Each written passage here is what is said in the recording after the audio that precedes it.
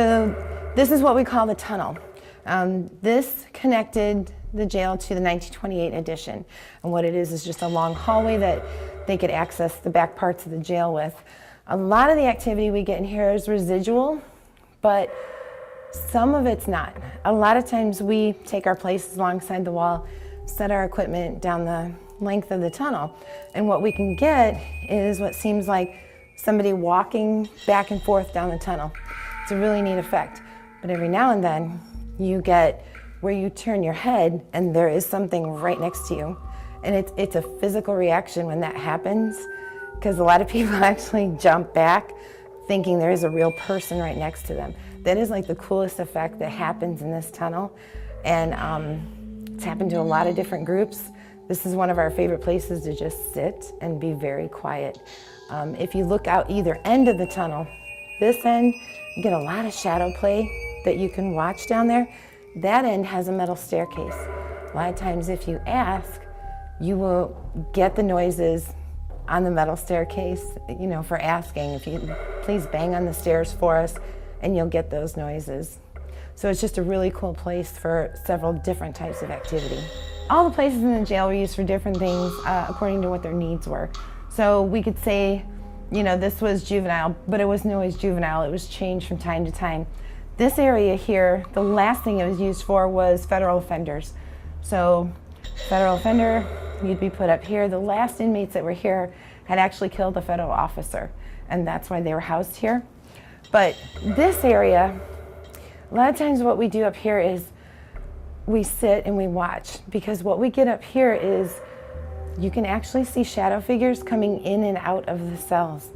They move around. And another thing that happens in this area a lot, people tend to get panic attacks, nausea, sickness, to where we have to take them out of this area. Once we get them out, they seem to be fine. But we bring them back in and they will get that same kind of sickness feeling. Each cell block has a solitary confinement. This cell block has one too, and it's one of the areas that I won't even go into. It is just so dark and so heavy when you go in that room that you feel like you can't breathe.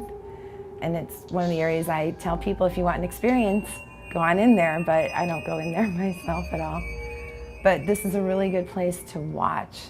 A lot of things happen that you know you're seeing, but you can't explain. So the area we're in now is a different type of cell block than the criminal cell blocks that we were looking at earlier. We call this the Universal area because when Universal Studios came in, this is where they did a lot of the filming for Dillinger's part, escape part in their movie. So we call it Universal. But this area is really good to sit on the bench and we kind of watch down at the other end of the room. A lot of things we can see in here are orbs, but we kind of see them with our own eyes, and they're reds and blues and greens, and I have yet to debunk how that's happening, but they're really fun to watch. Another thing, this is an area too where we can see shadow people, shadow figures moving around in the back of the cell block. We also have solitary confinement on this block, and it's the last cell.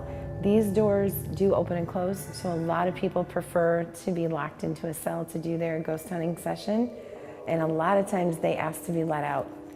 They're not in there very long. A lot of things happen within the cells, and there's a guard walk around this entire cell block. So a lot of times when you're locked in the cells, you hear or see things walking around the outside of the block. That unnerves a lot of people, and they want let out from the cells. But this is a really good area for that. We've also found that there's something up here that likes to throw things. And it's very odd things, like clothespins will be thrown and you can hear them hit the floor and bounce. And then you go find them and you're looking at a wooden clothespin, and there are no clothespins up here at all. We've had screws thrown, quarters. It's just a really neat place with a lot of different activity.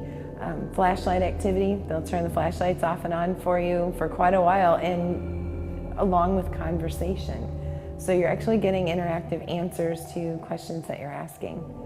So it's just a really neat place to sit.